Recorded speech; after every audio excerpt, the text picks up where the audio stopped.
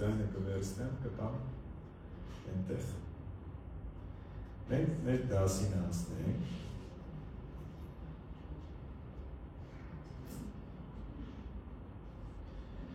Շատ լավ գիտեք, որ մենք աստվածաբանական մեր շարքի մեջ ենք, Հարամատչելի աստվածաբանություն խորագրի մեջ և քրիստոսաբանություն առարկան ենք ուսումնասիրում և քրիստոսաբանության վերջին դասն է այսօր, 6-րդ դասը, որը վերնագրել եմ այսպես Քրիստոսի գործը և վերադարձը։ Որպես ամփոփում, ուզում եմ բոլորս այսպես սկզբից մինչև վերջ մի հատ հասկանանք ինչի համար եկավ Տերը։ Արդեն խոսել ենք նրա Աստված լինելու մասին, նրա մարդկային որակների մասին, 100% Աստված, 100% մարդ, խոսել ենք ինչ հիմնական շեղումներ կան կրոնների մեջ, քրիստոնեական անունը կրող հերձված շեղված ուղղությունների մեջ, ինչպես են սխալ պատկերացնում Քրիստոսին, և այսօր ուղղակի ուզում եմ խոսենք Քրիստոսի գործի մասին, և ուզում եմ սկսենք նրա ծննդյան ավետիսի ժամանակ հրեշտակը Հովսեփին հանձնարարություն է տալիս, իրականում Աստված է ընտրել իր որդու անունը։ Դեք, որ հայրն է որդու անունը դնում, իհարկե մայրն էլ է դնում, բայց դեպպես պարագայում Աստված հրեշտակի միջոցով ասեց իմ որդու անունը Հիսուս կդնես։ Եկեք կարդանք այդ հատվածը։ Մատթեոս ավետարան առաջին գլուխ, Մատթեոս առաջին գլուխ 21-րդ խոսքում հրեշտակը ասում է, որ նա որդի պիտի ծնի, նա Հովսեփի հետ է խոսում, ասում է մի վախեցիր, գիտեք Հովսեփի պատմությունը, Մարիամի պատմությունը, ասում է մի վախեցիր քեզ մոտ առնել քո կնոջը Մարիամին, որովհետև նրա մեջ ծնունդ առածը Սուրբ Հոգուց է, նա որդի պիտի ծնի և նրա անունը Հիսուս պիտի դնես, որովհետև նա իր ժողովրդին կփրկի իր մեղքերից։ Նա իր ժողովրդին կփրկի իրենց մեղքերից։ Եվ Հիսուս նշանակում է փրկիչ։ Աստված արդեն որոշել էր, որ որդու անունը երկրի վրա լինելու է Հիսուս, որը փրկիչ է նշանակում, և հենց ամենասկզբից ինչու Հիսուսը աշխարհ եկավ մեր կյանքում մեղքի հիմնախնդիրը լուծելու համար։ Եվ երբ որ ասում ենք փրկիչ, եթե ասում ես դու Հիսուսին ընդունել ես քո կյանքի փրկիչ, պիտի իմանաս ինչից է նա քեզ փրկում։ Այստեղ մի փոքր սխալ ընկալում կա, որը այնքան էլ սխալ չի, բայց սխալ է։ Ասեմ ինչն է, որ այնքան էլ սխալ չի, բայց սխալ է։ Մարդիկ մտածում են, որ փրկիչը իրենց փրկելու է հավիտենական տանջանքից կամ դժոխքից կամ կրակել լճի տանջանքներից։ Փրկիչը փրկելու է քեզ հավիտենական կործանումից։ Ճիշտ է թե չէ։ Շատ ճիշտ է։ Բայց միևնույն ժամանակ Աստվածաշունչը ասում է, որ դա հետևանքն է։ Այն, որ ինքը քեզ փրկում է քեզ մեղքերից, որից փրկելու արդյունքում դու ազատվում ես մեղքի պատիժ հավիտենական տանջանքից։ Փրկիչը եկավ, իր անունը փրկիչ դրվեց, իր անունը Հիսուս դրվեց, որովհետև նա իր ժողովրդին փրկելու էր, ազատելու էր իրենց մեղքերից։ Ես ուզում եմ մենք ճիշտ ընկալենք մեր փրկչին։ Եթե դու ուզում ես իմանաս Քրիստոս քո փրկիչն է թե ոչ, պիտի իմանաս ինքը քեզ քո մեղքերից փրկել է թե ոչ։ Ես գիտեմ, որ Աստվածաշունչը ասում է, եթե մի մարդ կլինի, որ կասի, ես ոչ մի մեղք չեմ գործում, ստախոս է։ Բայց Հիսուսը եկավ, որ մեզ ազատի մեղքի իշխանությունից։ Մեղքը քեզ չպիտի իշխի։ Եվ ինքը այդ իշխանությունն է կործանել իր մահով։ Եվ դու ամեն քո գործած մեղքի համար, որը չես անում դիտավորությամբ, չես անում մեղքը սիրելով, դու կարող ես Քրիստոսի արյունով նորից սրբվել, որտեղ նա քավություն է մեր մեղքերի համար, գրածախոստովանենք մեր մեղքերը, լույսի մեջ դրենք մեր մեղքերը, և նա այսօր էլ մեզ սրբում է, նրա արյունը այսօր էլ մեզ սրբում է։ Ուրեմն առաջին ու կարևորագույն գործերից մեկը Հիսուս Քրիստոսի երկրի վրա իր ծառայության նա էր, որ նա լուծեց մեղքի հիմնախնդիրը։ Հռոմեացիս 5-րդ գլխում, Հռոմեացիս 5-րդ գլուխ 12-ից 21-ը ընթերցեմ։ Ուստի, ինչպես որ մեկ մարդու միջոցով մեղքը աշխարհ եկավ, մեղքի միջոցով էլ մահը, այդպես էլ մահը բոլոր մարդկանց վրա տարածվեց, որովհետև բոլոր մեղանչեցին, որովհետև մինչև օրենքը աշխարհում մեղքը կար, բայց այն մեղք չի համարվում, քան դեռ օրենք չկա, բայց Ադամից մինչև Մովսես մահը թագավորեց նույնիսկ Ադամի մեղքի պես մեղք չգործածների վրա։ Ադամի, որ օրինակն է նրա, որ գալու էր, սակայն շնորհը այնպես չէ, ինչպես հանցանքը, որովհետև եթե մեկի հանցանքով շատերը մեռան, որքան առավել Աստծու շնորհն ու պարգևը ավելացան շատերի վրա, մեկ մարդու Հիսուս Քրիստոսի շնորհով։ Դա պարգևի միջոցով չեղավ, ինչպես եղավ այն մեղանչածի հետ, որովհետև այն դատաստանը, որով դատապարտվեց օրինազանց Ադամը, կատարվեց մեկ մեղքի հանդեպ, սակայն շնորհը շատ մեղքերից դեպի արդարություն է տանում, որովհետև եթե մեկի մեղքով մահը թագավորեց այդ մեկի միջոցով, որքան առավել նրանք, որ ընդունում են շնորհի լիությունն ու արդարության պարգևը, կյանքի մեջ կթագավորեն այն մեկի միջոցով, Հիսուս Քրիստոսի միջոցով։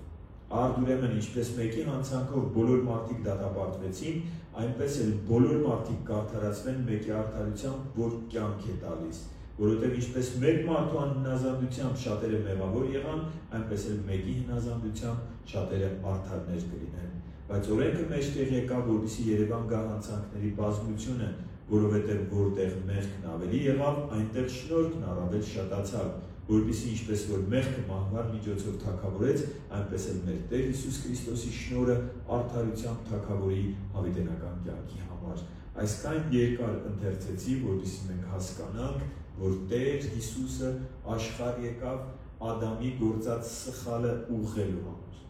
Ադամի մեղքով մահը եկավ, Հիսուս եկավ, մահին հաղթեց եւ մեղքի հանդեպ հաղթանակ տարավ եւ իր մահով մեղքի իշխանությունը, մեղքի ու մահվան իշխանությունը քանդեց։ Քրիստոսի գործը այս երկրի վրա։ Գիտեք, Տեր Հիսուսն ասում էր. Ես եմ ճանապարհը, ճշմարտությունը եւ կյանքը։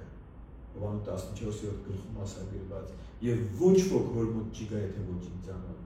Մենք խոսել ենք այս մասին եւ կարեւոր է, որպեսզի մենք հասկանանք, Գործ Առաքելոց 4:12-ը ուրիշ մեկով փրկություն չկա, ուրիշ անուն չկա, որով լինի փրկություն։ Նա միակ փրկության ճանապարհն է։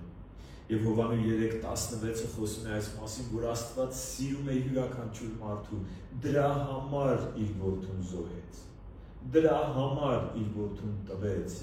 որ ամեն նրան հավատացողը հավիտենական կյանք ունենա։ Հովհաննես 3:36-ն ասում է. ով որդուն հավատա կյանք ունի, ով որդուն չհավատա, այդպես չի գրված, ես միշտ ասում եմ, այդպես չի գրված,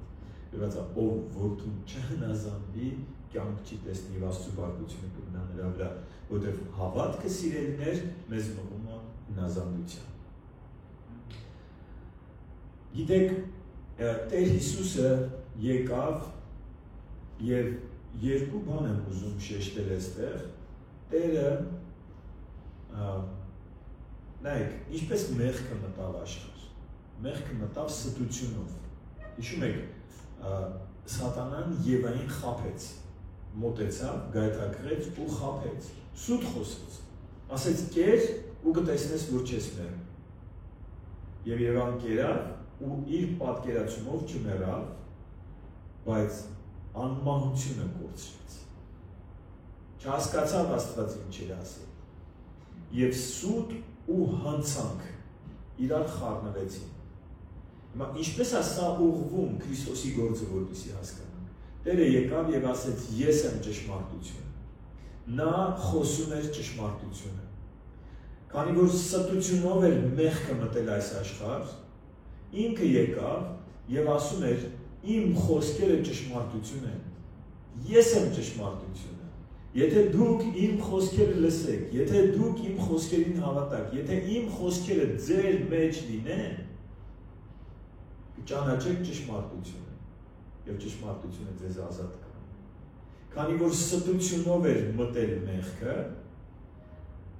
երկու բան արեց Տերը, խոսում ենք Քրիստոսի գործի մասին, երկու բան արեց, ճշմարտությունը մեզ փոխանցեց եւ նաեւ մեր մեղքերի համար քավություն եղավ։ Եթե ասենք իր գործը երկրի վրա, ինքը ստությունը բացահայտեց, ճշմարտության լույսի մեջ բերեց, դրա համար լույսը սիրելիներ ճշմարտությունն է, լույսը լուսավորում է։ Լուսավորված մարդ, որ ասում են, նշանակում է իր միտքը բաց է, կրթված է, գիտի, գիտություն կա, ճշմարտությունը ճանաչում է, լուսավորված այս մարդն է։ Իսկ խավարի մեջ նստած նշանակում է դեռ ստությանը հավատացող են այդ մարդիկ։ Եվ լույսը եկավ այս աշխարհ, սովորեցրեց մեզ ճշմարտությունը, դրա համար ասում է ով ինձ հավատա, կփրկվի, հավատա ինձ նշանակում է ոչ թե որ Հիսուս Քրիստոս անձը եղել է, այլ որ Հիսուս Քրիստոսի ուսուցումները ճշմարիտ են։ Սրան պիտի մարդը հավատա, որ փրկվի։ Երկրորդը վճարեց մեր փրկագին, վճարեց մեր մեղքերի պատիժը իր վրա կրելով։ Եվ սա կոչվում է քավություն։ Մեր մեղքերը նրա վրա դրվեցին։ Եվ շատ օրինակներ կա 5 տակարանում հայերեն լեզվում կա քավության նոխազ աստվածաշնչյան հասկացությունը, որ քավության նոխազեն մարդն է, ում վրա բարդում են ուրիշի մեղքը եւ ինքը պատժվում է դրա համար, ասում են քավության նոխազ եղավ, եւ Քրիստոս մեր քավությունն է, մեր մեղքերի պատիժը կրեց։ Հա, հիշենք ճշմարտությունը բերեց աշխարհ, լույսը բերեց աշխարհ եւ մեր փոխարեն ինքը վճարեց եւ քավություն եղավ մեր մեղքերի համար, բայց ոչ միայն այսքան։ Հետաքրքիր է, որ ինքը միայն տեսական ուսուցումներ չփոխանցեց, այլ շատ գործնական կերպով, արդեն խոսել ենք մարդեղության դասի մեջ, ինքը օրինակ եղավ։ Օրինակ եղավ այնպես, ինչպես մարդը կկարողանար Աստծուն հաճելի կյանք ապրել։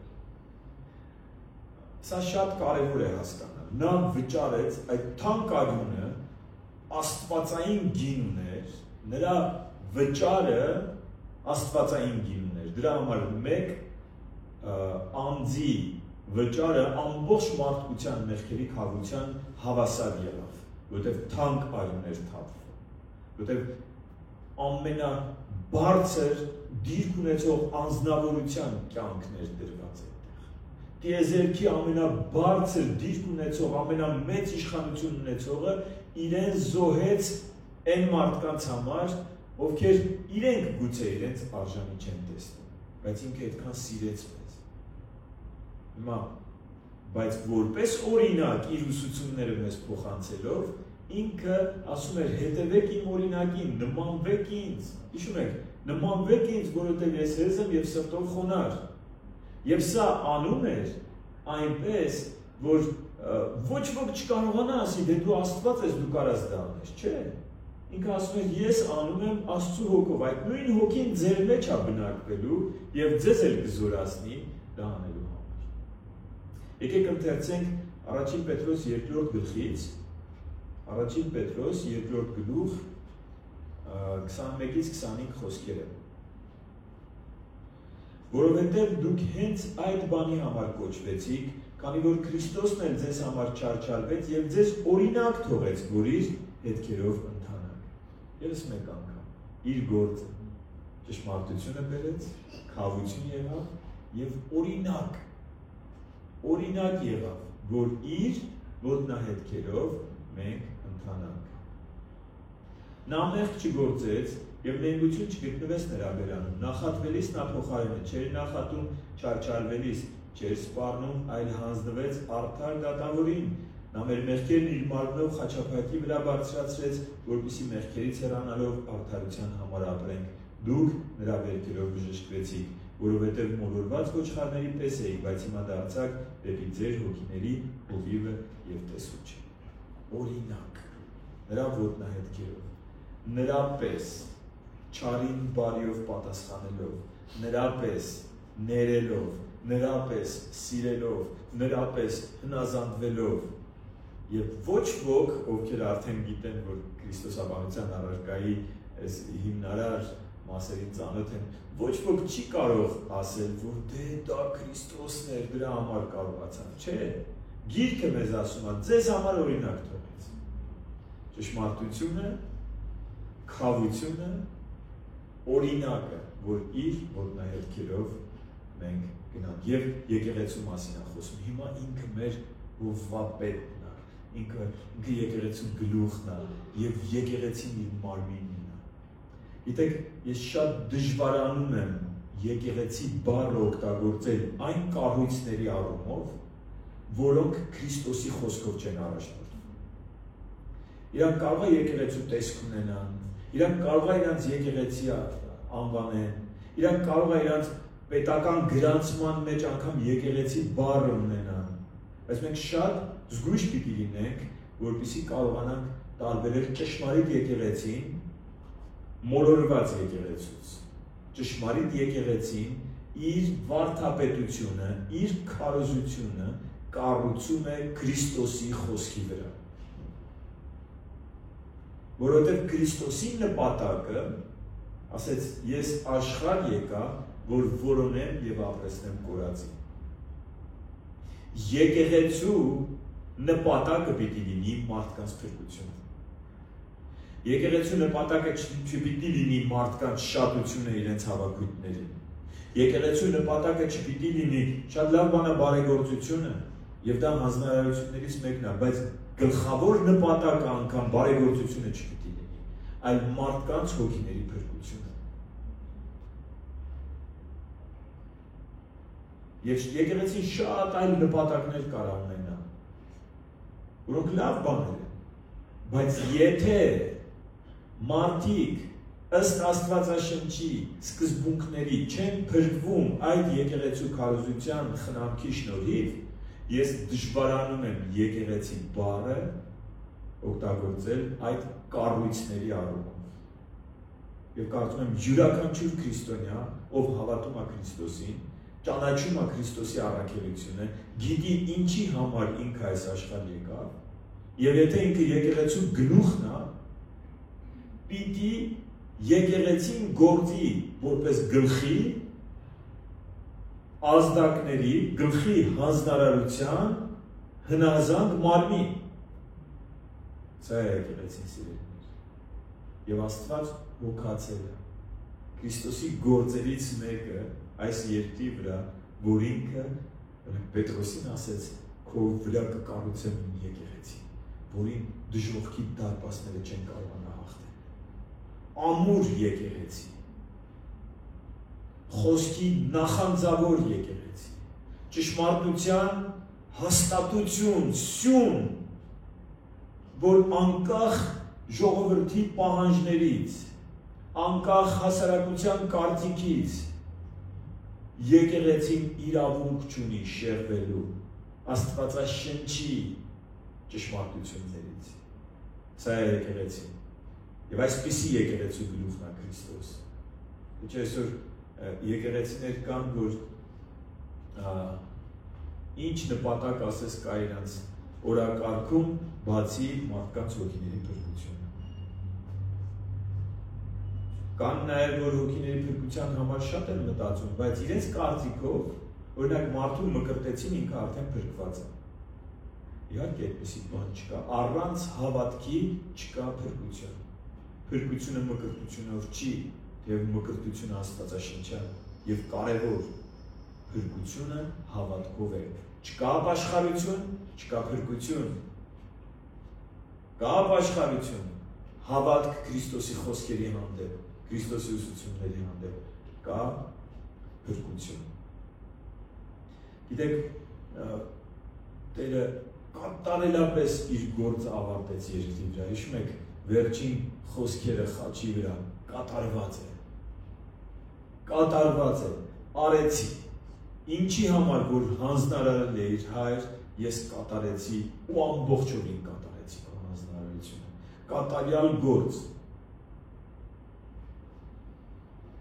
չկրկնեմ, բայց իր գործի մասին ենք խոսում, լավ կրկնեմ, որպեսզի լավ տպավորվի, լույսը, այսինքն լուսավորեց մեզ ճշմարտությունը հայտնելով,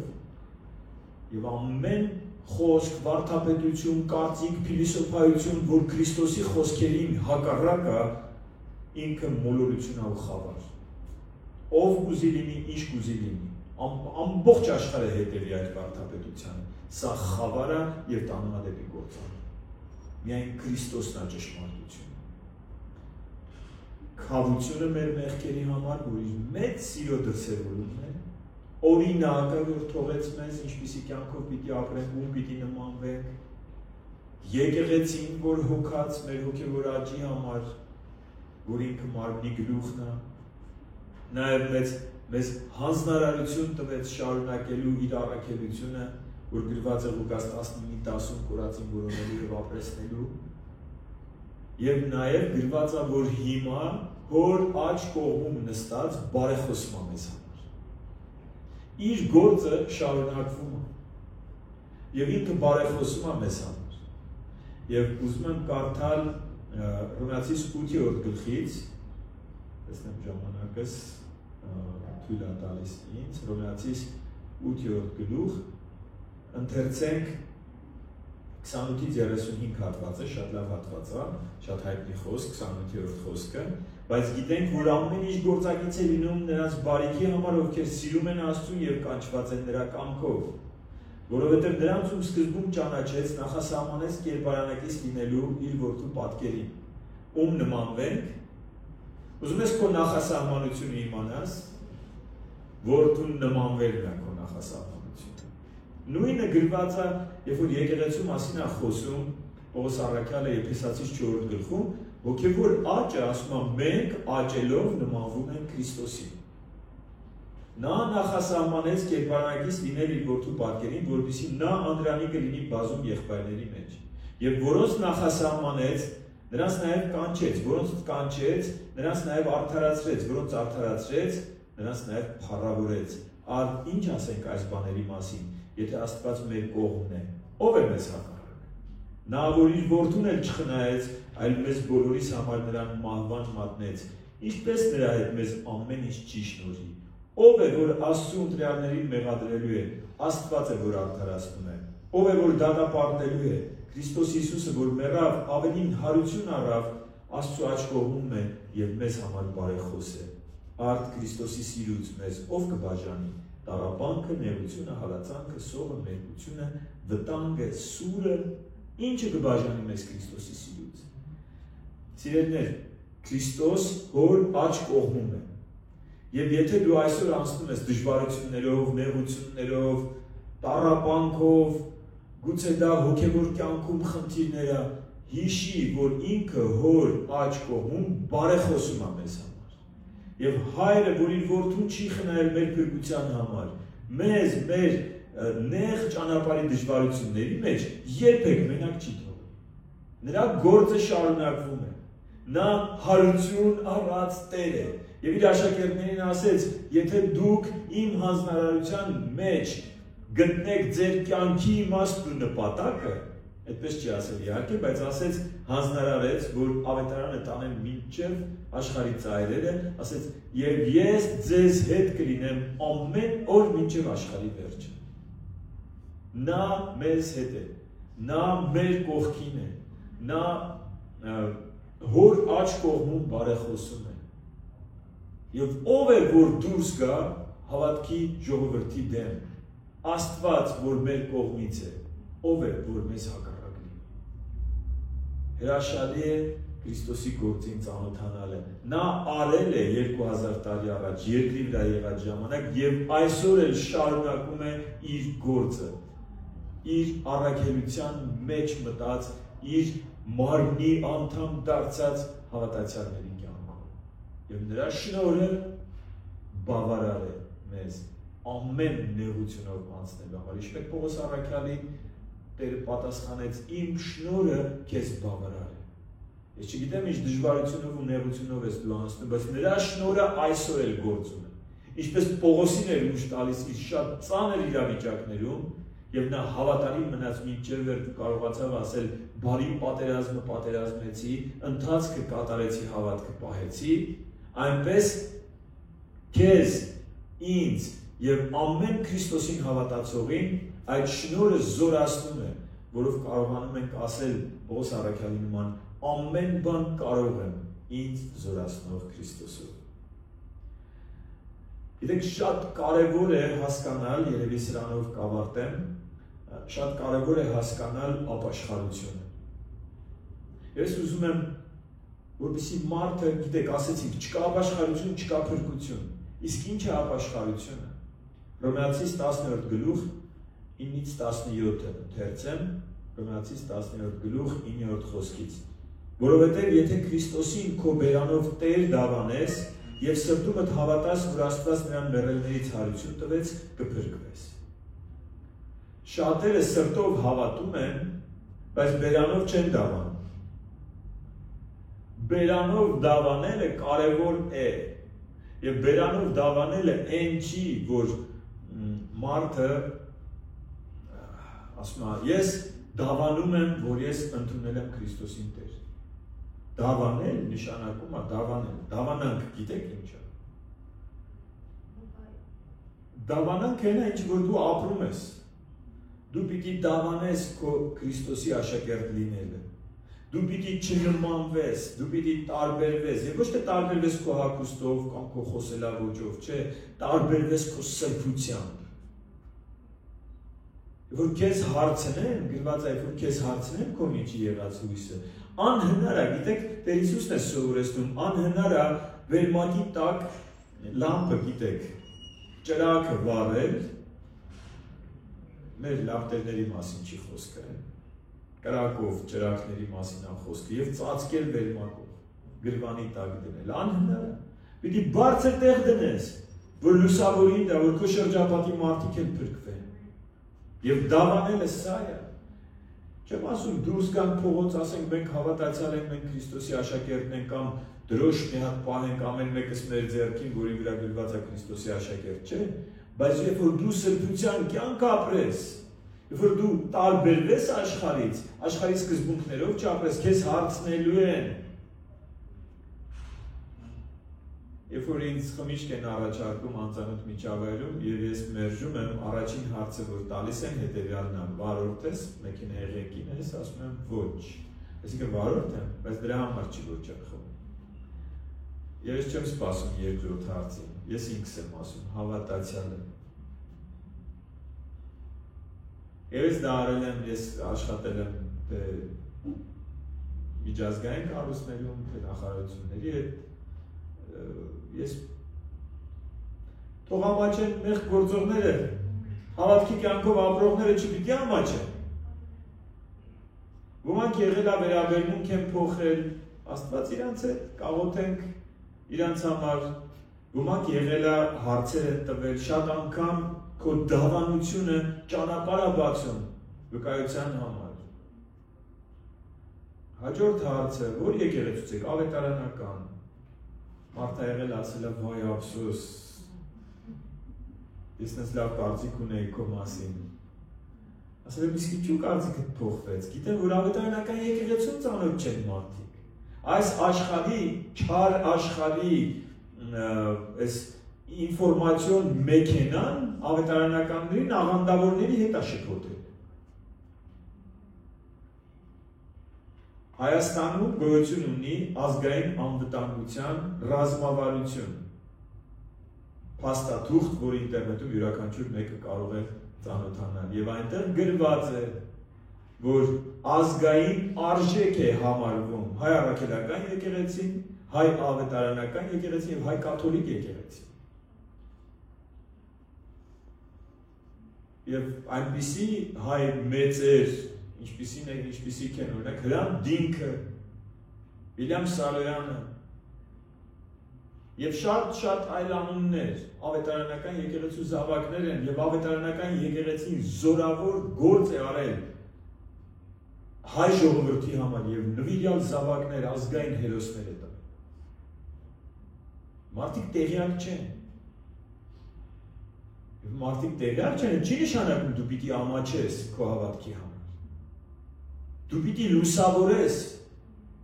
Քրիստոս եկավ, որ լուսավորի ճշմարտությունը խոսելով, եւ մենք էլ պիտի դավանենք, լույսը որ թաքցնենք։ Մարդիկ այդպես էլ կմտածեն, թաքուն կմնա մեր հավատքը, պիտի լուսավորենք։ Մի քիչ հալածանք կլինի, մի քիչ ընկերներ կկորցնես, մի քիչ վատ վերաբերմունք, բայց կլինեն նաեւ փրկվողներ։ Ուրեմն ապաշխարությունը ինչ է, եթե Հիսուսին քո բերանով Տեր դավանես, եւ քո սրտում հավատաս, որ նրան մեռելներից Աստված հարություն է տվել, այսինքն սրտումդ հավատում ես, որ նա կենդանի է, որ նա քո կողքին է, տեսնում է քո ապրած կյանքը, դու հավատում ես սրա, որ նա հարություն է անում, գերեզմանում չի, դու կփրկվես, քանի որ սրտով հավատում ենք արդարանալու համար, բերանով դավանում ենք փրկության համար, որովհետև Գիրքն ասում է, ամեն ոք, ով նրան հավատա, չի ամաչելու, հրեայի եւ հույնի մեջ խտրություն չկա, որովհետև բոլորի Տերը նույնն է, առատաձեռն բոլորի հանդեպ, ովքեր կանչում են իրեն, քանի որ ով Տիրոջ անունը կանչի կփրկվի, արդ ինչպես կանչեն նրան, ում չհավատացին։ Այսինքն փրկությունը հավատքով է սիրելիներ, կամ ինչպես հավատան, ում մասին չլսեցին, կամ ինչպես լսեն առանց քարոզչի, եւ ինչպես քարոզեն, եթե չուղարկվեն, ինչպես որ գրված է, ինչ գեղեցիկ են նրանց ոտքերը, ովքեր բարի ավետիստն են քարոզում, բայց ոչ բոլորը, որ ավետարանին բոլորը չէ, որ ավետարանին հնազանդ եղան, Եսային ասում է Տեր, մեր ավետիսին, ով հավատաց, ուրեմն հավատքը լսելուց է, լսելը Քրիստոսի խոսքից, կամ Աստծո խոսքից, տարբեր թարգմանությունների մեջ տարբեր է, բայց ես բնագիրը նայեցի գրված է լսելը Քրիստոսի խոսքից է։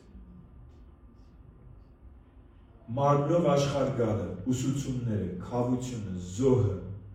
հարությունը, համբարձվելը, բարեխոս լինելը եւ վերադարձը սիրելիներ, սրանք աստվածաշնչյան ճշմարտություններ են։ Եբրայեցիս 9:28-ում գրված է.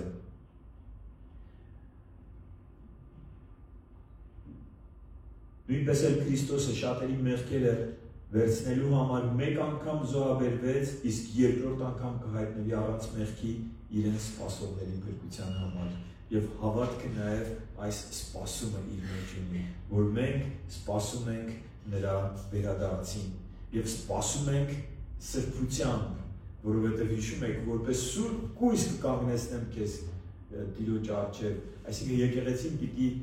ըստ Աստծո մտահղացման, որպես նշանված հարսնացու պիտի սուրբ ու անթերի լինի, անթերի ամբից, լավ, անթերի չի նշանակում,